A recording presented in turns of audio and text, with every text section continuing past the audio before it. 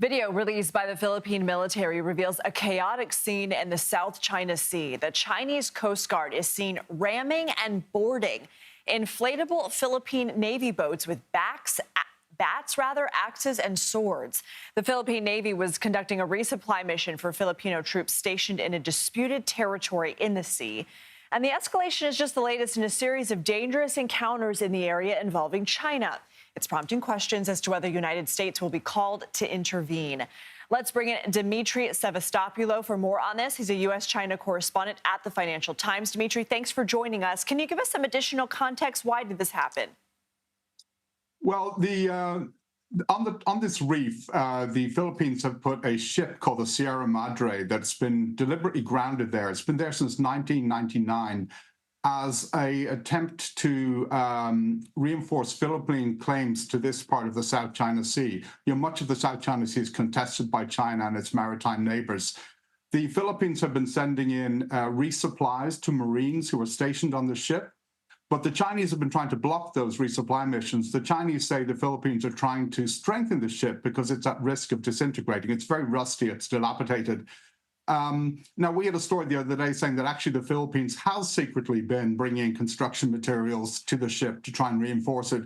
But actually, it's irrelevant because an international court has ruled that China has no rights over the Second Thomas Shoal or the Sierra Madre, which is sitting on top of that shoal. But it has become arguably the most dangerous flashpoint in the Indo-Pacific region. So the Philippines says it has not considered invoking its mutual defense treaty with the United States. What does that treaty entail, and how could it have changed the dynamic of the situation?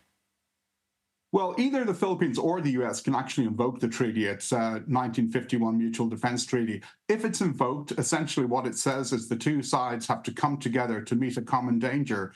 And the question then is, what would the U.S. do to help the Philippines? The U.S. could, for example, send in Navy ships to accompany the Philippine boats that are supplying the Marines on the Sierra Madre. That would bring American ships in very close proximity to the Chinese Coast Guard, which is leading a lot of the aggressive activity that you're showing on the screen, and would cause a certain amount of tension with China. A more dramatic or bold move would be for the U.S. to conduct the resupply missions itself, which would be even more dramatic because China views this as a bilateral dispute between Beijing and Manila.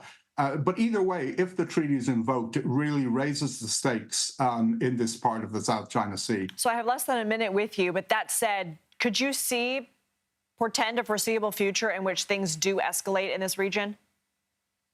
Well, I think things are getting closer and closer to the treaty potentially being invoked. I mean, one of the things that happened earlier this week in that clash was a Filipino sailor had their thumb, cut off in part of those clashes. If a Filipino sailor died, it would be a huge deal. I asked President Marcos in Singapore a few weeks ago, the Philippine president, would it cross a red line if a Filipino national was killed in one of these incidents? And he said it would almost certainly cross a red line and would be very close to an act of war. So right now, the crisis in Asia is not Taiwan. The biggest crisis is the South China Sea. And frankly, it's not getting enough attention. Wow. Okay, Demetri Sevastopulo, we'll have to have you back. Thank you. Thank you.